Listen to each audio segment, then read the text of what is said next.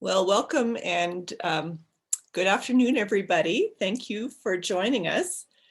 I'm Carol Frost. I'm Professor Emerita in Geology here at UW and President of the local chapter of Phi Beta Kappa Alpha of Wyoming. And it's my pleasure to welcome you to this lecture, which is sponsored by the Phi Beta Kappa Visiting Scholar Program. This program brings first-rate scholars to colleges and universities across the country for interactions with undergraduates and faculty through classroom discussions, informal meetings, and a public lecture. This year, the visit, as you can see, is virtual. I'd like to make a point to say that it's co-sponsored by the Department of Zoology and Physiology, and special thanks to Craig Bankman for helping to co-sponsor with his department. So many of you will have heard of Phi Beta Kappa, the nation's most prestigious academic honor society. Only 10% of colleges and universities have Phi Beta Kappa chapters, so it's a big deal that the University of Wyoming is among these. Chapters select no more than 10% of their arts and sciences graduates to join. So if you're contacted in a few months and notified of your selection, please pay attention. This is such a big honor at our university that the university president's office pays your induction fees and makes you a member for life. So just a little housekeeping here before we have the introduction of our speaker. Attendees will be muted and their videos will be off for the presentation, but you'll see a Q&A chat box where you can type your question at any point during the lecture. And then at the end, Professor Prum will answer those. So thanks very much. I'll now turn the virtual podium over to Professor McDonald for the introduction. Hi all, welcome to what will be an exciting talk by Rick Prum. Rick and I go back a while. Actually, I didn't talk to Rick in our conversation an hour ago, but how far we go back. But Rick is one of these people who, unlike me, reads a textbook for some course he's teaching and then goes, that can't possibly be true. And one example of that was completely reinventing feathers, realizing that they couldn't possibly grow the way they were described in the books. And from that, so many things emerged, including the fact that if you go to Amazon and look for toy dinosaurs, they're now colored. So that's my praise for Rick, but I have to diss him a bit because in our conversation an hour ago, he told me that he's seen 6 of the 8 mannequins, these are tropical birds we both love, that I have not yet seen. And so I'm still trying to tamp down my bitter resentment, but I'm really looking forward to his talk. And I promised him I wouldn't waffle on forever, which is not my usual style. So it's a great pleasure to welcome Rick Prum. Take over, Rick. Great, and thank you very much first to Phi Beta Kappa for the opportunity to virtually visit Wyoming. It's such a disappointment that I'm not there in life, and I really was looking forward to that. And I feel like an opportunity has been missed, but a lot of new connections. I've had a delightful morning. I have the annoying habit of yelling at Zoom. Somehow I think that I'll make a better connection across this void if I do. And but my voice is still in good shape, so we should have no problem. I want to remark to David that it is true. I have seen 6 of the 8 species of mannequins that he is still missing. However, I am missing another 10 or more that he has seen that I have not. So probably 15. So he's way ahead of me in terms of the mannequins. But so here we go. Let me share some slides. And okay, great. And those slides are working for everybody? Great. Okay, so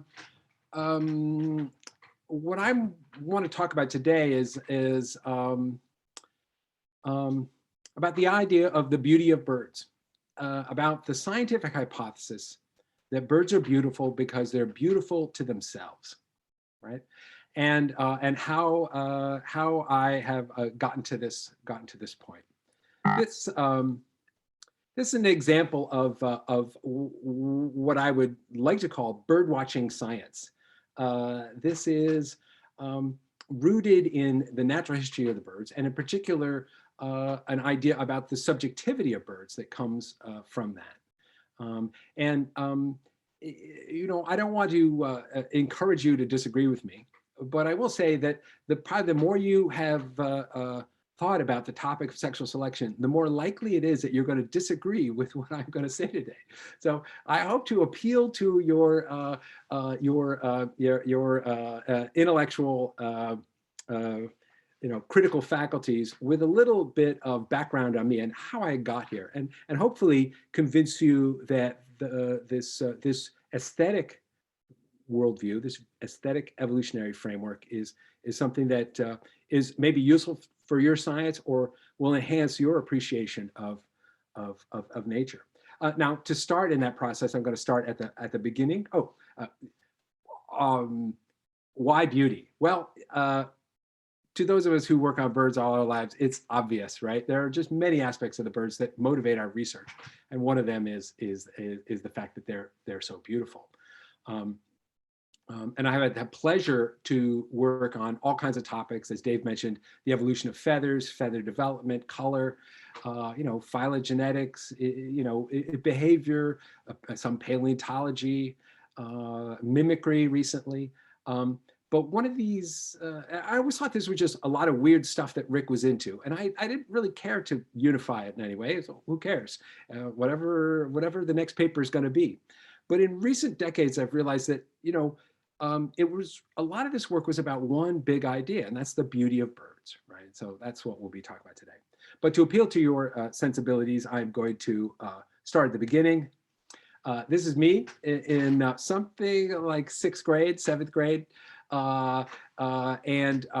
This picture is embarrassing for lots of reasons, but I want to focus in particular on the glasses, right? The glasses are key because, in fact, when I got my first pair of glasses, just a few years before this, within 6 months, I was a bird watcher. And somehow the amorphous nerdiness of being a kid who, you know, sat around and read the you know, Guinness Book of World Records, and suddenly getting focus on the world outside, within just a short time, I was a birder. And there are not many things you can do at the age of 10, 11, 12 that make you think about the whole rest of your life. But starting a life list is one of those things. So even at this age, I knew somehow that wherever I was going to be at this point, it would be a bird-filled life. I didn't know anything about what that would be, but it was going to be about birds, right? And indeed, I've gotten to the point now where I'm unfit for any other kind of employment. Luckily, there's a place for these kind of bird people in academia. When I got to college, I realized that that evolution was the area of ornithology that I was most identified with. And indeed, I was soon in the Museum of Comparative Zoology and working in museum specimens. And it was really this aspiration to put together my bird watching background with my interest in evolution that led to my career path. So here I am in grad school, up in the Andes, recording bird songs and in South America. And of course, I will remark that during my studies, I did not have grades anywhere near good enough to get into Phi Beta Kappa. But my mother will still often say, "Oh, there's a very interesting article in the Phi Beta Kappa, you know, newsletter. Here you go," and hand me a copy because she is in Phi Beta Kappa, and still reads the newsletter in her at 94. So. But of course, this career led to lots of diversity, lots of different subjects, and now to my messy office at Yale, which I've rarely visited during the COVID times. I'm just, 10 minutes away here by walk in my house today. But I want to begin with this subject by sort of framing how to think about aesthetic evolution. And what I'd like to do is contrast natural selection on physical functions of, in this case, a plant, with aesthetic evolution on sensory and cognitive functions. And of course, when we look at the roots of the plant, we know that we have a very good description of their morphological and physiological evolution described through their interactions with the materials in the soil. Their functions in absorbing water and nutrients, in rooting the plant physically in the ground, and even interactions with others, mycorrhizae or other species of organism in the soil. But if we look at other parts of a plant, for example, the flowers of this iris, we need a new recognition of something distinct, and that is that the many parts of the flower function through the sensory perceptions and cognitive evaluations and choices of pollinators. And this, to describe this form of selection, we need to appreciate that these subjective experiences of the pollinators have a special status in science. And I think of this as a kind of watershed in science between purely natural selection on physical function and aesthetic selection, which can of course occur in a variety of ways. Closer to home in the birds, when we compare the beak of the finch, right, classic example of natural selection, to the plumages of the cotingas, we see that finchy beaks have evolved convergently in many different families, over probably dozens of families of birds, because the simple act of cracking open a seed with a beak or with a mouth that lacks teeth is a kind of finite problem that produces convergently the same solution over and over and over. But if we look at the plumages, these sexually selected mating plumage of these male cotingas, we see that those plumage actually function through the perception and choices of females, right? And this is a much more open-ended possibility. To seduce, to attract and seduce another individual is essentially a much more open-ended solution, because both the methods of attraction and the preferences that are applied to them are free to move. And that creates a very distinct pattern, which is that of one of rampant convergence and one of rampant diversity. And this diversity was actually what sexual selection theory was created in order to explain, right? This excess diversity. So I'm going to start with the birds, with just showing the extremity of the challenge here. So this is a video of a superb bird of paradise taken by my former student Ed Scholes. And this is a polygynous bird. The female does all the nesting, and she's visiting a displaying male.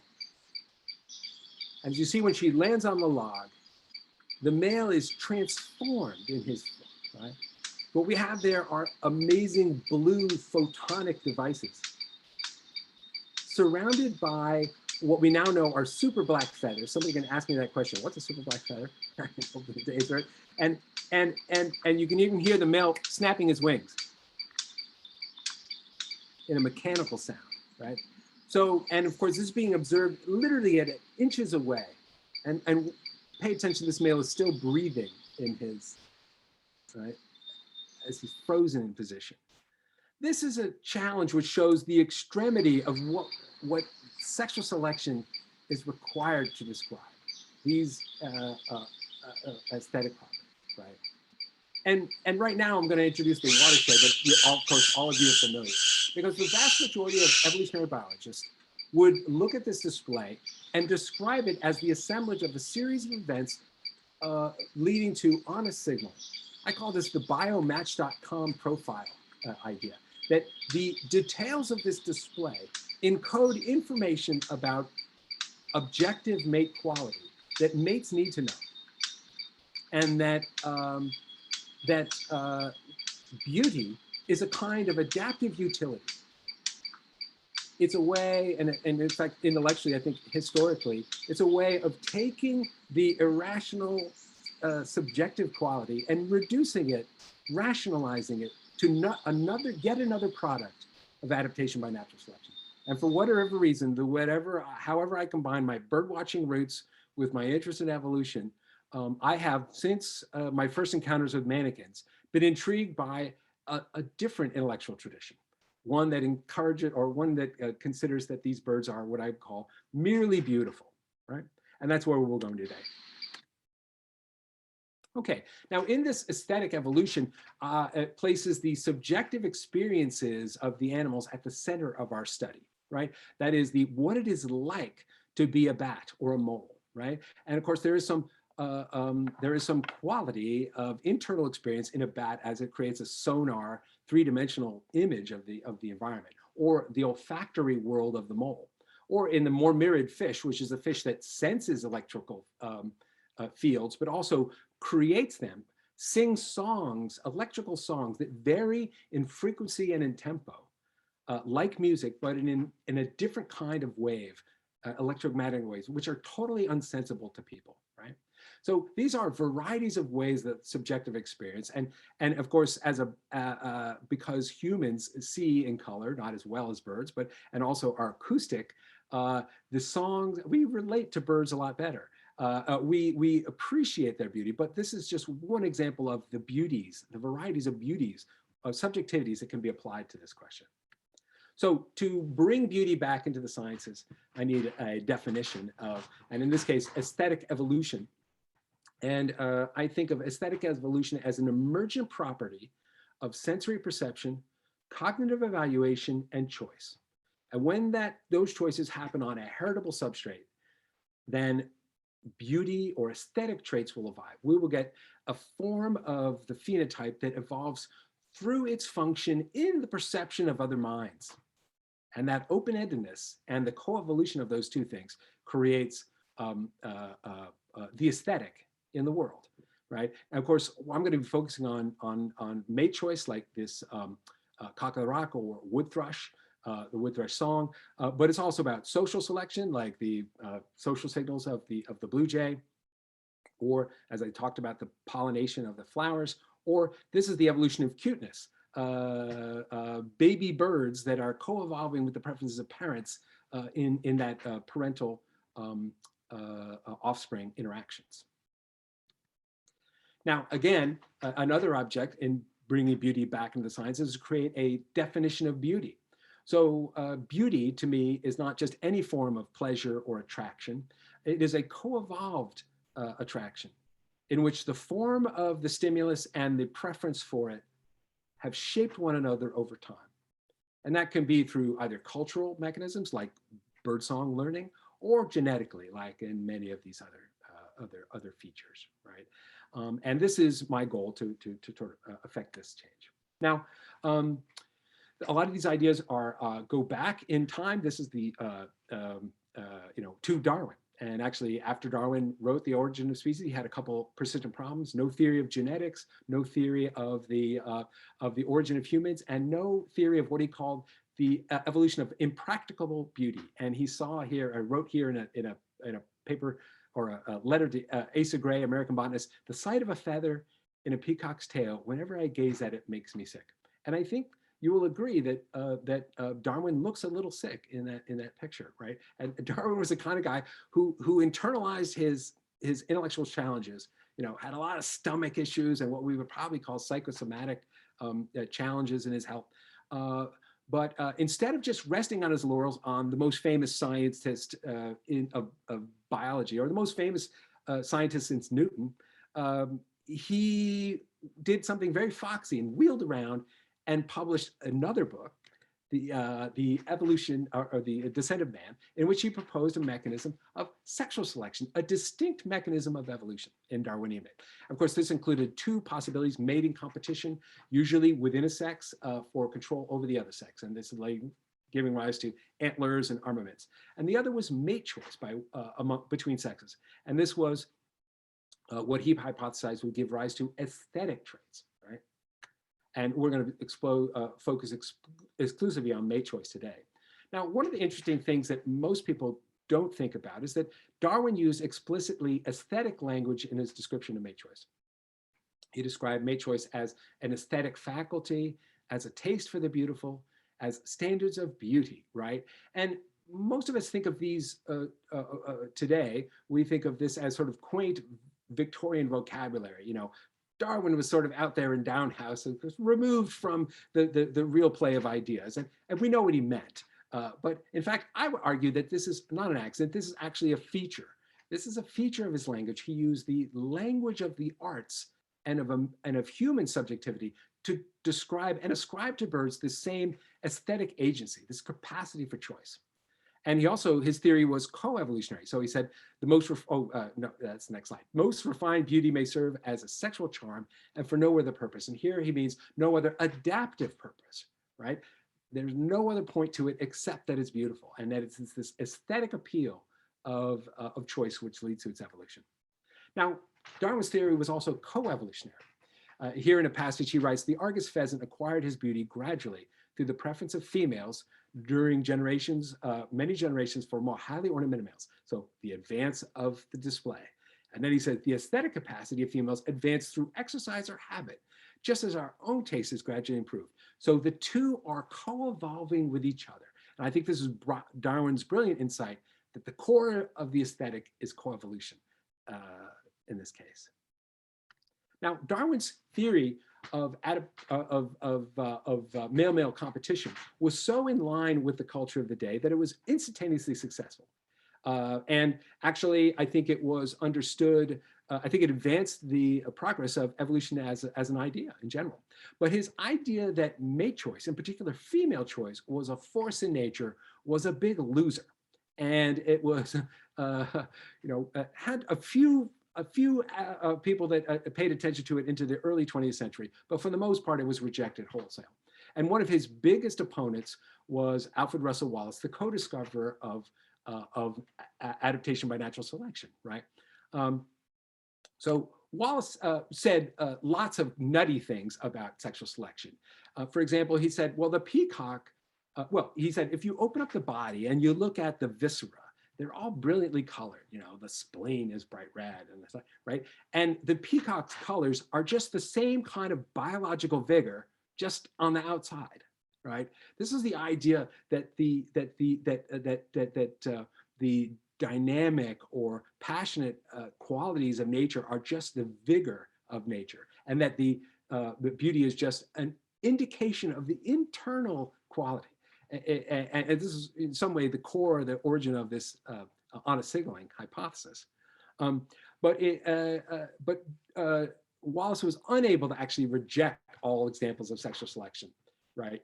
And so in those where we had obviously displays like the peacock, he said, for example, that writing in this passage called Natural Selection Neutralizing Sexual Selection, Wallace wrote, the only way for which we can account for the observed facts, displays, beauty in nature, is by supposing that color and ornament are strictly correlated with health, vigor, and general fitness to survive.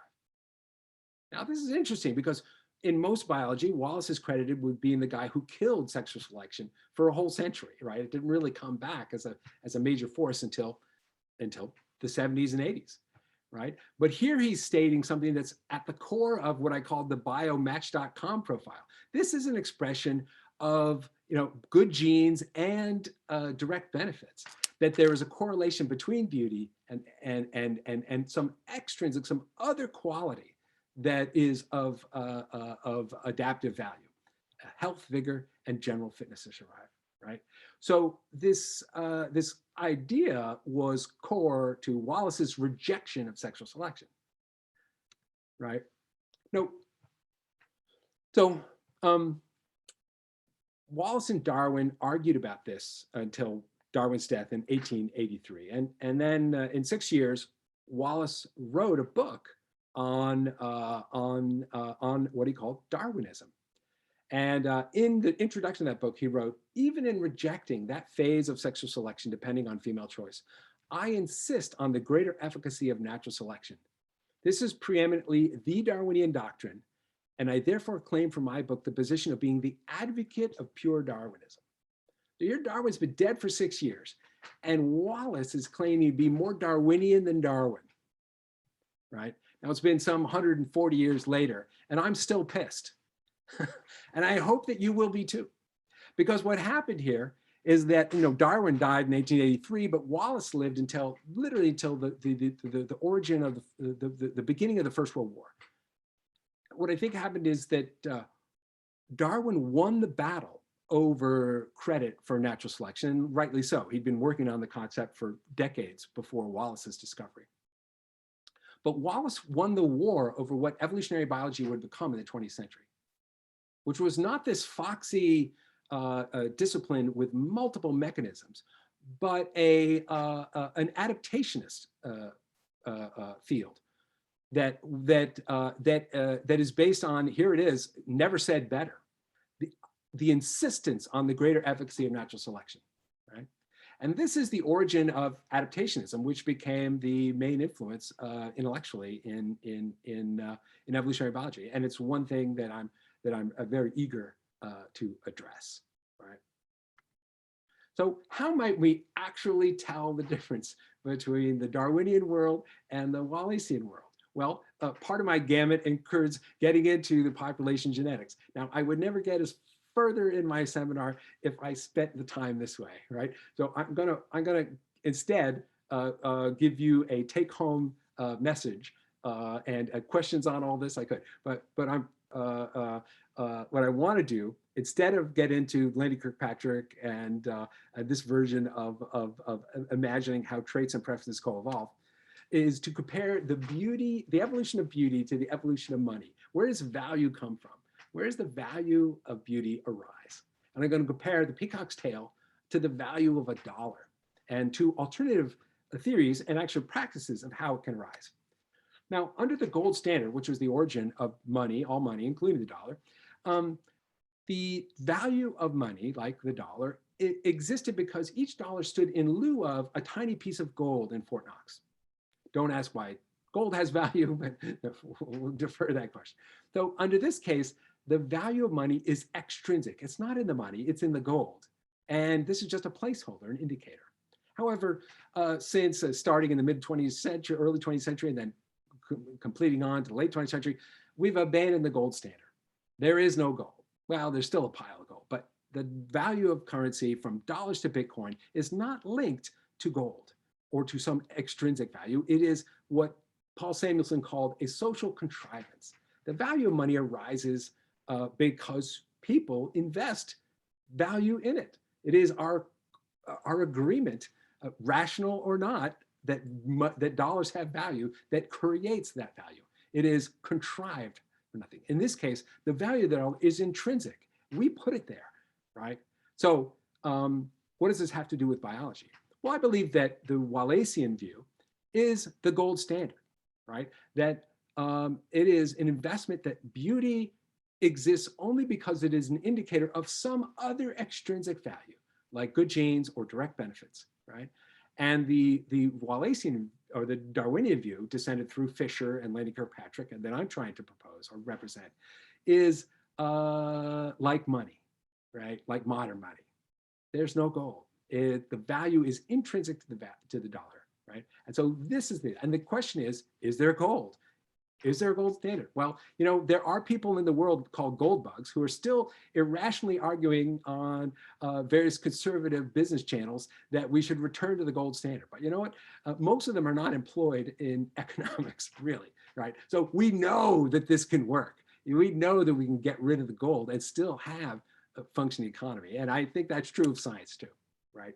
Well, how do I sell this? Well, the other thing to point out is that what this is all a mathematical description of the genetic mechanisms for the social contrivance of co-evolved value, beauty, right? And in fact, it's more detailed than any such theory in the field of economics, where the origin of money is not considered to be an important question. So where do we go? Well, you know, the Lenny Kirkpatrick null model, you know, that paper, my 2020 paper, has been cited, you know, 200 times. You know, it's great, but you know, the number of people who actually cited it for the null model and applied it is, I think, 0. Right. So this idea has not been said. So I'm rebranding in the book. I rebranded the evolution of beauty. I rebranded. I call it Beauty Happens. Right. So this captures the idea that it is an emergent property of perception, evaluation, like do I like it, and choice. All right. And that gives rise to co-evolved beauty in the world. right? And the question is whether that process is going to be controlled by additionally natural selection. Of course, this is allowed to happen through the Darwinian view that sexual and natural selection are distinct evolutionary mechanisms, which is also part of the plan. So how do we know if beauty is happening or whether the Wallaceans are right? Well, my gambit, my intellectual proposal is that we need to ask ourselves whether there is a correlation between beauty, co-evolved beauty, and some extrinsic factor. This is equivalent to asking the question, is there a pot of gold at the end of the rainbow, right? And I think Wallaceans approach the field as saying that every ornament in nature is like a rainbow leading to a pot of gold. And that pot of gold is that extrinsic value, like the gold in Fort Knox, right? And you can see in this case, it's full of good genes and money, and maybe I put worms and maybe condoms, protection from sexually transmitted diseases. These are all the extrinsic values that beauty might stand for. But I would ask yourself, next time you see a rainbow, what's the null hypothesis? What's your expectation of the rainbow? Well, in fact, as you know, if a leprechaun tells you that there's a pot of gold at the end of the rainbow, the answer is show me the money. The null hypothesis is that there's no gold, right? That the extrinsic correlation between this and the extrinsic value is the special hypothesis that requires a special. And that argues that beauty happens is the null model. It's our null expectation. So I hope by putting the leprechaun cap on Wallace that you will imagine the necessity of a null model and to go through the world, go through nature, expecting this correlation to give rise always to beauty is like being a leprechaun and promising the pot of gold in there. So are there such traits? Absolutely. But we will never discover and actually come to describing nature until we admit a null model into our adaptive science. And that's true in community ecology and evolutionary genetics, and it should be true of sexual selection and social signaling. Right? So back to the birds. So here we're going to explore some examples that I think will point out things about nature that support the arbitrary beauty happens null. And here's an Argus pheasant, which is a remarkable bird that I have never seen in the wild, unfortunately. It lives in Southeast Asian Borneo, and you see the male is like a beautiful 6 feet long. The female is smaller. This is filmed in a zoo in Indonesia. And you'll see at the moment, this female can't escape, but in the wild, the male has a court and the female visits it. And the male's about to display. And during this display, he inverts his wings to create like a blown out umbrella display, is described as. Below are the primary feathers, and above are the elongate secondaries, which are over 3 feet long. And on each one, you can see that there is a sphere, a golden ball, and there's an array of them along the feather. And by the way, there's his head tucked around his and peeking through at the female through his hands. Now, this is a remarkable display. It was recognized, it was actually described at great length in Darwin's From Zoo Birds. But the first person to see this in the wild was William Beebe, who was at the New York Zoological Gardens. And he argued, after seeing this bird, taking great pains, he said, I'd like to believe what Darwin says about beauty. That there's some aesthetic sense of it. But it's clear to me that everything that, all the aesthetic impact of that display is clearly wasted on that little hen, right? So here, referring back to the history of misogyny in the criticism of mate choice, right? And he said, look at her, she does nothing, she's just sitting there. But I think he got it totally wrong because he didn't understand that this is a co-evolved beauty. And this female is a connoisseur of this beauty. The only reason you have advanced beauty is that most versions fail. That to be aesthetically successful in this extreme polygynous situation, you have to be in the best 5–10%, right? And so this female is acting like a paint, a collector at a new gallery. They see the new art. They're not weeping. They critically regard it, and that this is exactly what we should expect, because it's her choices, her inability to be impressed by 95% of such displays that has driven this aesthetic complexity in the first place. So if we look in detail, here is those feather patterns, beautiful pheomelanin and eumelanin patterns, creating that white highlight like the specular reflection on an apple that communicates that it's round, and then this dark shadow below, which gives the optical impression that this is a three-dimensional ball hovering in the air. But there's more. Here, if we look on the left, you can see that the size of the sphere scales with the size of the feather vein, right? And this is could be simple allometry. But when we look at the feather from the foreshortened angle of the perception of the female, we see that there's an extra level of optical illusion. This is actually looks like 300 golden balls floating in the air of a similar size, right? Despite their projection on a different plane, right?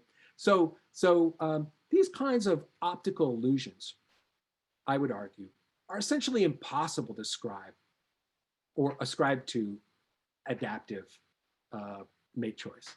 There is no reason why hitting this sensory sweet spot is going to stand out or provide any extra information or specific information. It's just as I mean, a grocery market barcode has all of the difficulty in production all the information, if you will, of such a display. But this display is explicitly appealing to the female sensory system, right? So it's arguably explicitly aesthetic. Now here's another aesthetically extreme bird. This is the club-winged manakin, a bird that endemic to cloud forest in western Ecuador and southwestern Colombia. And it's a lekking bird, so males aggregate to display, and they are attracting females who do all of the nesting. The females choose their mates from among the available males. And among this male's displays is this unusual sound.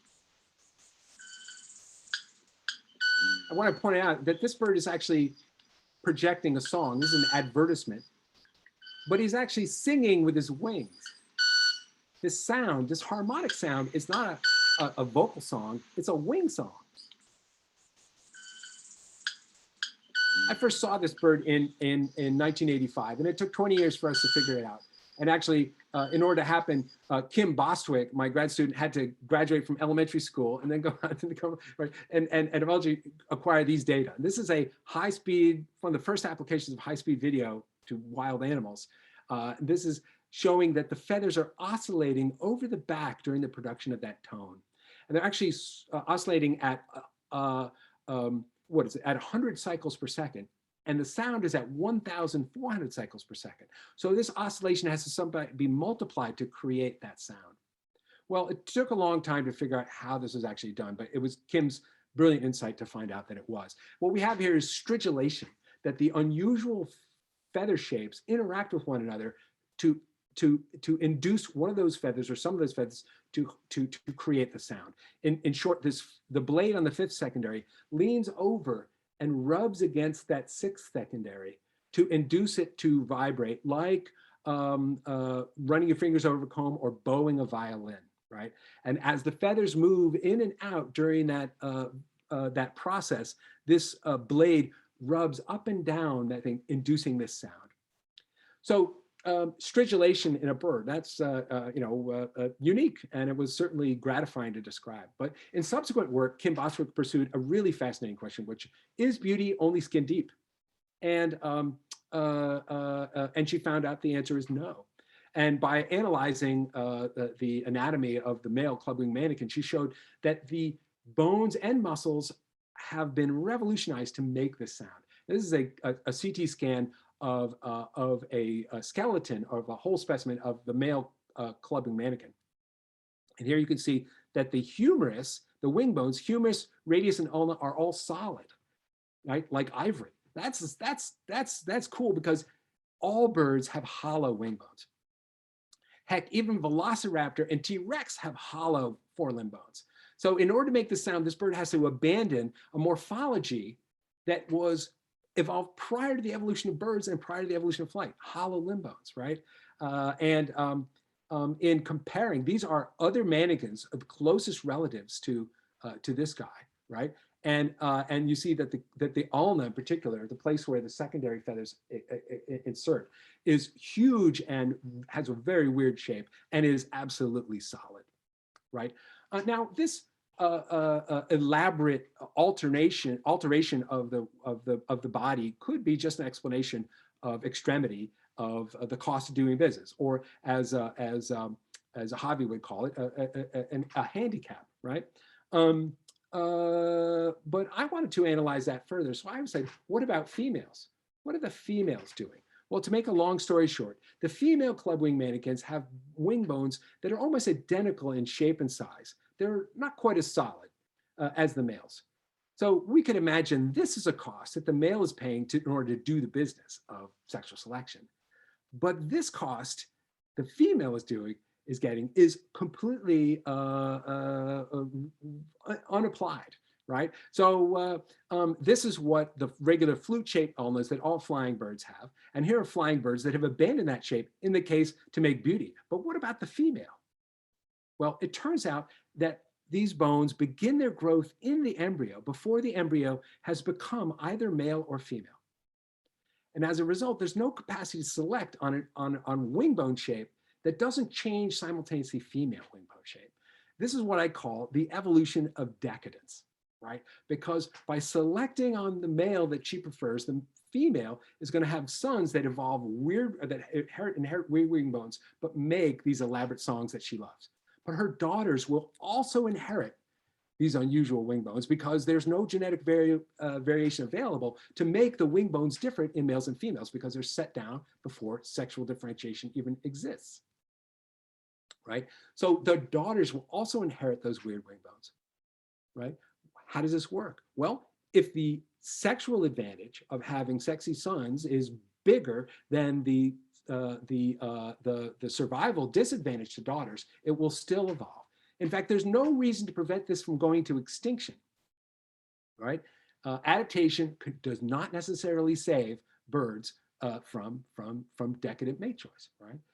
Always be more advantage in the short run to pick that sexy guy and have offspring that are sexy, because if you take the practical choice, your offspring never leave any sons, and the result, you may be saved from extinction, but you're losing in sexual selection. Now, I was describing this some point to a journalist after the book came out, and he said, "You seem really delighted by that prospect." I thought, well, maybe a little bit, you know. But in fact, why is this important? Well, it's important when we see the direction of natural and sexual selection going in different directions. The wisdom of Darwin's insight that natural and sexual selection should be defined as independent mechanisms of evolution, right? And indeed, I think decadence is common. It's everywhere, and we just haven't been trained to look at it. Here's mannequins where the females have tails just as long as the males. Here's a cock of the rock where the female has a crest as well. Here's a bird of paradise where the male has a bald head. Well, it turns out the distribution of the feather follicles is also laid down so early. These crests are made by misorienting the feather follicles in the embryo before it's male or female, which is why the female also has a bald blue head, which can't possibly help her in sitting on the nest, incubating the eggs by herself, her open nest, right? So I think there's lots of cases here.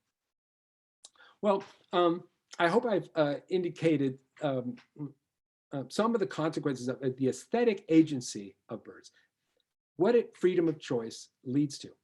But now I want to talk about something troubling, which is the interaction between what happens when agency is infringed by sexual violence and coercion, right? And this is the troubling topic of duck sex, right? Now, it is troubling because it's really about sexual violence, but it leads us to really profound insights, I think. Now, when Patty Brennan, now at Mount Holyoke, came to my lab in 2005-06 and said, I want to work on the evolution of duck genitalia. Now, I thought, well, I've never worked on that end of the bird before. I'm sure I'll learn a lot, right? But what we learned really changed my view of biology in a profound way. And it makes this troubling topic worth talking about. So what's going on in ducks? Well, most duck biology, breeding is like the standard situation. The female chooses males on the basis of their display and plumage. The green head, the quack, quack, quack that Conrad Lawrence studied in great detail. And then they proceed to breed. But during that time, as she's establishing the clutch, there are other males, they're unpaired, who forcibly copulate with the female. And this causes great harm to them. They're often harmed. They try to flee them, and they're even killed. So this is a real direct harm to birds. Now, what's interesting, it's all made possible by the fact that ducks have a penis. The penis evolved in the common ancestor of birds, or birds, but reptiles and mammals. And then has been persisting in both those clades, but lost in most birds. And here you can see that it's a prominent feature of the biology of ducks, and still present in many paleognaths, lost in galliforms, and in neoaves, the ancestor or the common ancestor of almost all the birds. And the duck penis is notable for many reasons. One, it can be very large. This is the Guinness Book of World Record holder for the largest penis of a vertebrate. This is Argentine lake duck, which has a penis larger than its body, right? And it took Patty Brennan to come to a female, a woman biologist, to go, what is with all that, right? What is that about? Well, Patty, so we need to describe a little bit more of the biology of the duck penis. It's a very unusual structure, at least unusual from a mammalian perspective. It's counterclockwise coiled. It's stored outside in the cloaca and deployed only during sex. It has lymphatic erection, which means instead of blood vascular, which means the erection mechanism is very close to instantaneous. And it doesn't have an enclosed urethra. It has a sulcus or groove, which when the penis is erect, it functions like a tube. And it comes in smooth, ribbed, toothy, and even thorny varieties, which have function, as we'll see. Now, the next slide is a video. And of course, in science, we aim to change lives. But this video will change your life because you will never be able to forget it. If you don't want to see how a duck penis functions, you will need to avert your eyes, because I can't promise you won't. Like I say, you'll never forget. So this is a high-speed video of a duck penis erecting in about 500 frames per second, and you can see that erection is instantaneous. It's like everting a sweater sleeve, right? And you can see at the bottom here that sulcus works just fine. Thank you. So I do want to point out that we're using the metric side of the ruler here. So that means that this really is science. Okay, we use approved, ISI approved units. This is the female challenge, interacting with an intromittent organ, which is instantaneous, right? So what Patty discovered is how do they combat? How do they respond? How do they resist forced fertilization that is made possible by a penis like that? What she established was that the vaginal morphology in species of ducks with a small penis and with a low frequency of forced copulation is very simple. But in ducks with lots of forced copulation due to ecological circumstances, usually, the vaginal morphology is very complicated, right? And here's what she showed. Initially, at the opening of the vagina, you see a series of dead-end cul-de-sacs or blind pouches. That is, passageways that lead nowhere, right? And then further up above that, we see a spiral, but it's an antisense spiral. It's a clockwise spiral, which is an opposite direction to the counterclockwise spiral of the duck penis. So this is, we propose, literally an anti-screw device that the female deploys in order to prevent successful intromission of the penis during forced copulation. We were able to test that hypothesis with glass tubes, going back to the duck farm and having them erect their penises into tubes that were straight, counterclockwise coiled like the male, clockwise coiled, or with a dead end cul-de-sac. And what we showed is that 100% of the penises erected in these tubes, and 80% of them failed to completely erect in these tubes. So these duck vagina models are completely unlike the real thing, but they show that shape matters to the interaction of the duck. And actually, one of my favorite passages in my book to describe was going to the Yale glassblowing shop to have these tubes created and asking them to, hey, we want to make artificial vaginas for ducks. So what does this all mean? What this means is that sexual autonomy matters to animals, that there is something in it like to have freedom of choice, and that when freedom of choice is infringed, there are evolutionary consequences of that fact. So let's think, when the female mates with the male she prefers, her offspring inherit the green head and the quack, quack, quack that she likes, and that other females have co-evolved to prefer. That's the indirect benefit of mate choice that drives aesthetic evolution. But when she's forcibly fertilized by some male that she did not choose, her offspring are going to be fathered by either a random male or one that she's specifically rejected, right? That means her male offspring will inherit genes that are less likely to be preferable to other females. So anything she can do to maintain her capacity for choice will be rewarded by other females who are making their choices. This is a way in which females basically crowdsource the responsibility and get leverage back their capacity for choice, right? And so whether that's anatomical or behavioral resistance, successful resistance will be rewarded by sexual selection, right? What this means is that sexual autonomy is not an idea, merely an idea invented by suffragettes and feminists in the 19th and early 20th century, but an evolved feature of the social sexual lives of animals, right?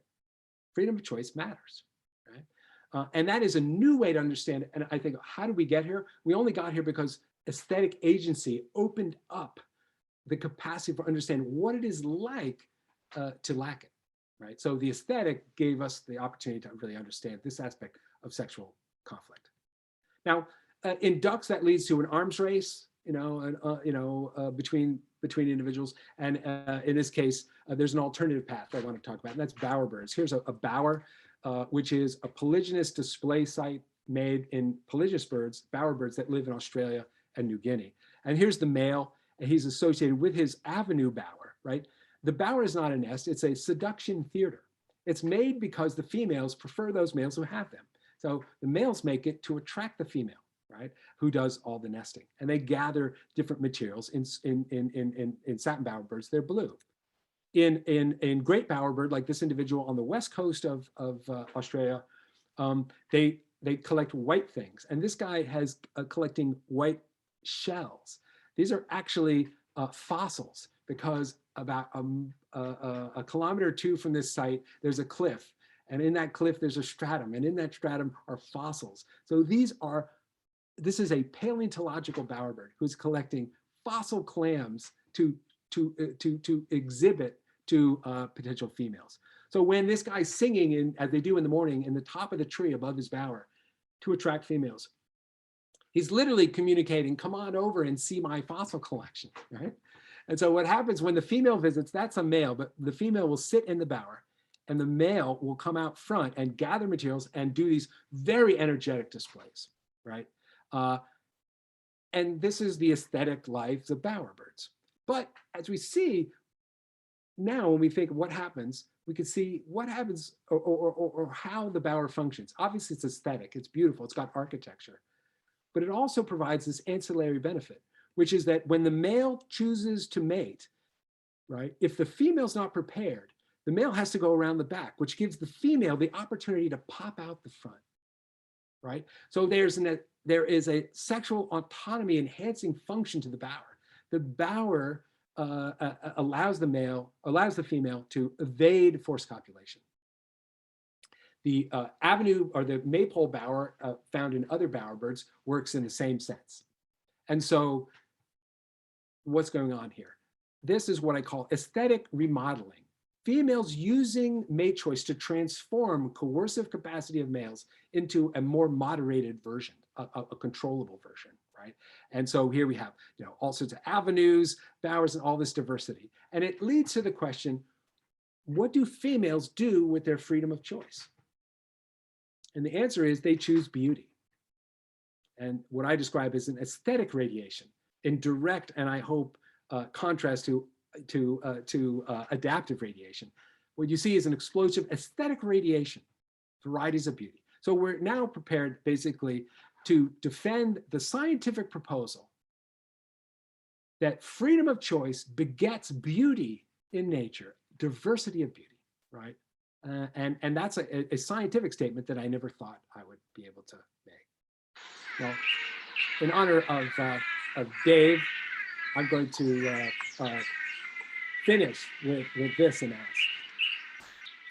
Here we have a cooperatively displaying group of Chirosiphiid caudata from southeast Brazil. And these are all males. They're unrelated, we know, due to Dave. And if you look over here on the left, there's a female. She's observing this team of display males. Of course, I've noticed in Wyoming, probably the best place to cut this description short. Oh, here comes the seventh male. Right? So what's going on here? Well, when at the moment, the right moment, this female will sing, and only the dominant male, the alpha male of the group will mate, or has the opportunity to mate. And so what I think is going on here is that the female has selected on this cooperative display. Why? Because why not? Because she likes it. Because it's obviously, highly stimulating, right? And so, it's probably the best data supporting or looking at this comes from David, and that is his work showing that the best predictor of the future social and sexual success of a young male is not dominance, body size, etc. It's network centrality. It's the number of friends that you have. I call this bromance before romance, right? That female choice for aesthetically displaying groups selects for those males that get along, and that is the source both of the social aggregation of lacking and extraordinary kinds of pre-reproductive cooperation. So I did not get to human sexuality, and that's my own fault, not David and his very short today. And that's because I was having too much fun. But I hope I've been able to describe to you that the breadth of aesthetic and importance of aesthetic evolution in nature, and in both sexual contexts, ecological contexts like the flowers or pollination or frugivory, and then I just want to emphasize that beauty, nature doesn't just do beauty. There's other kinds of aesthetic genres in nature, including aposematism, which is kind of a genre of horror within nature. So it's not just about attractive utility. It can be rejection. And so with that, I will say thank you and look forward to questions.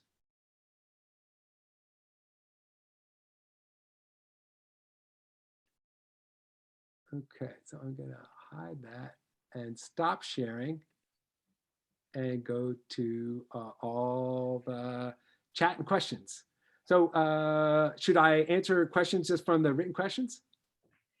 Sure, I think that would be great. And as you've already seen, you've got things both in Q&A and in chat. Okay, and great. I encourage everybody to continue to add questions.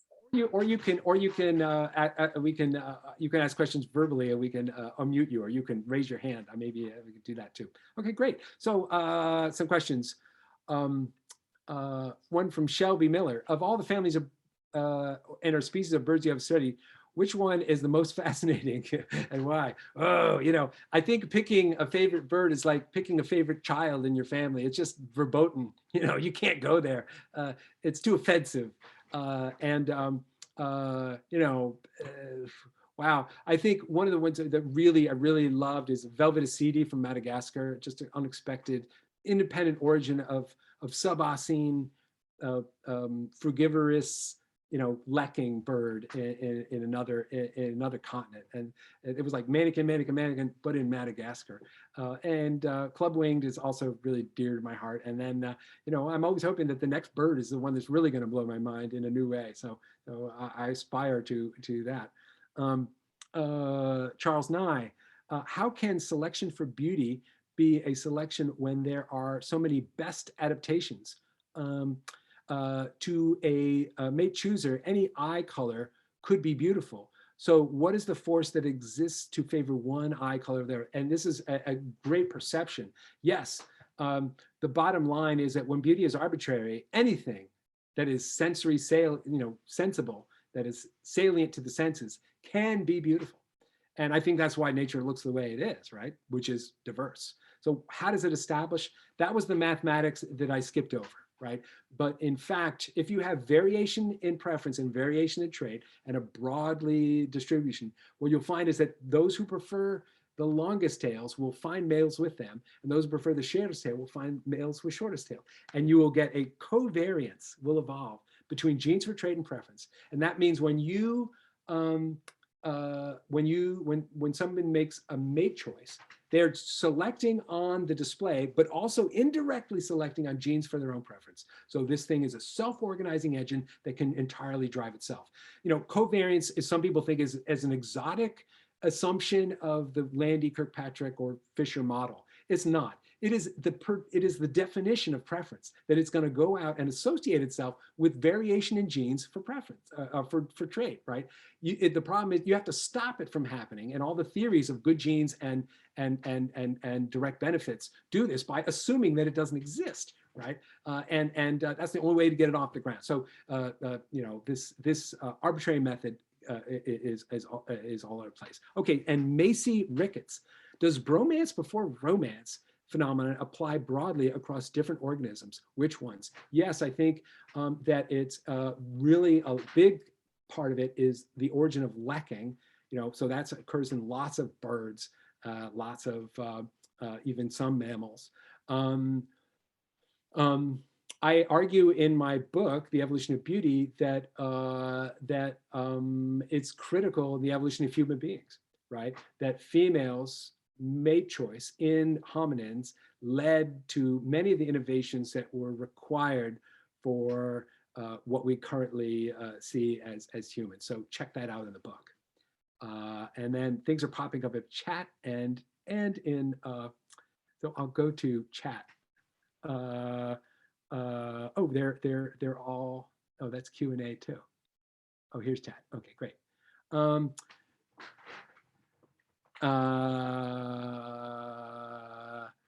There's a comment from an economist on Samuel's concept of mind. So we better save this chat so that I don't lose it, because if we go away, and he says he doesn't want me to answer it.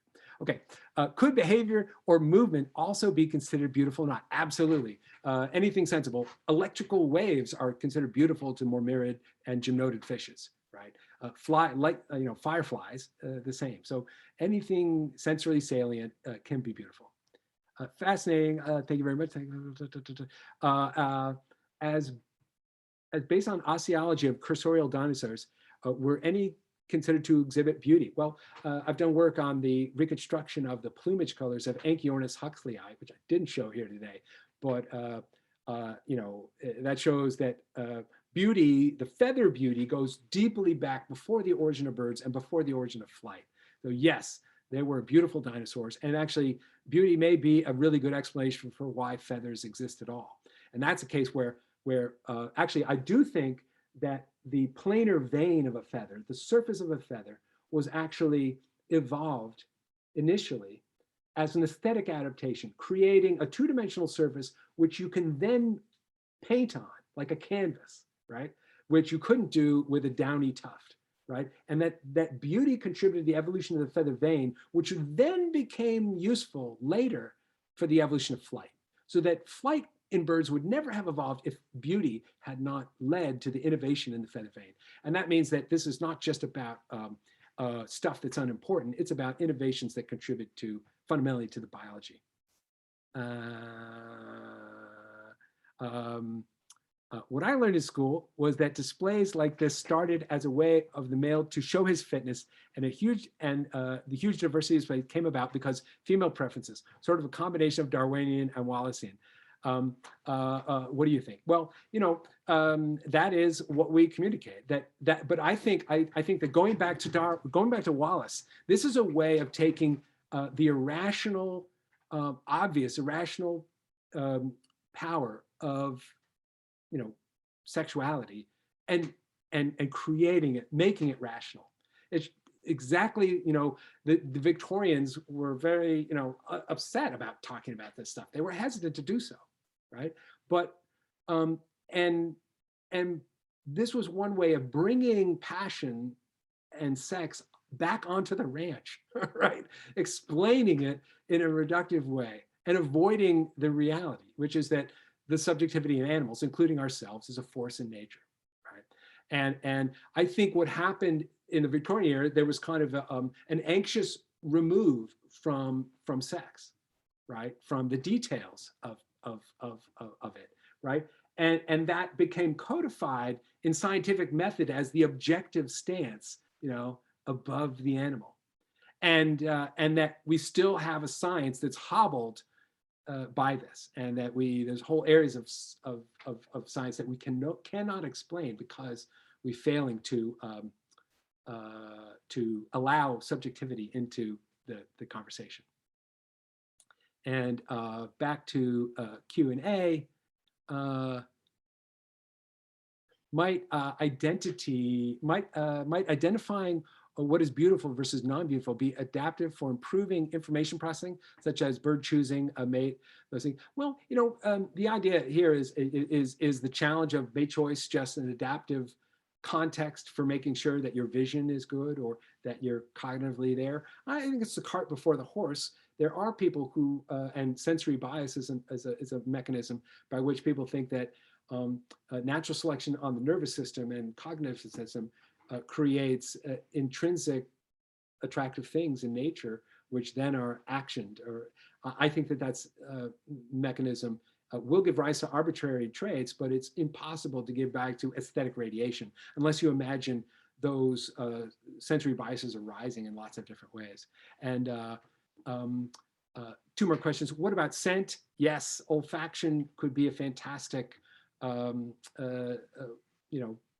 aesthetic world. And it's not surprising that a huge, I would say, probably say a majority of human perfumes that are worn by people over the age of 15 include mammal extracts, musks, stuff, embodied or, molecules from the bodies of mammals, right? So we are, of course, olfactorily depauperate compared to other mammals, and that's one reason why we don't understand the olfactory beauty of them. And then last question, if aesthetic mate choice is an emergent property of sensory perception and individual presence, do you have a suggestion for why this radiation of beauty is more prominent in birds than in more intelligent animals? And first I'd say, I think birds are as intelligent as mammals. And in fact, bird brains and corvids and crows and their relatives and parrots and their relatives pack in, 10 times as many smart, what they call pallial neurons as does a mammal brain of a similar size. So a macaw has vastly more pallial neurons than a spider monkey in a brain that's about a third or a quarter the size. So I would not say that birds are less intelligent. What I really think is going on is, well, I'll go back to penises. Why are birds so beautiful? Well, we saw that the duck was stuck between, in an arms race. What we see is that the sister group to the chickens and ducks doesn't have a penis. Why?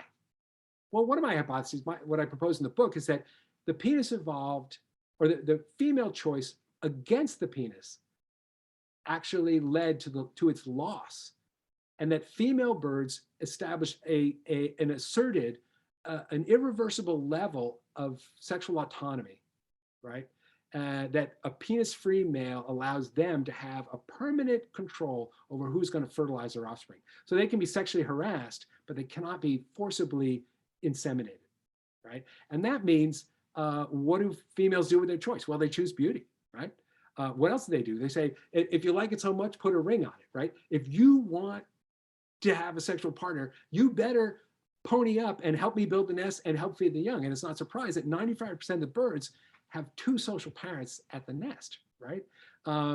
And so female birds, in the absence of the penis, were able to leverage back from maleness investment and push back. Once they got sexual autonomy over mating, they were able to push back on other sexual conflict in investment and get males to invest further.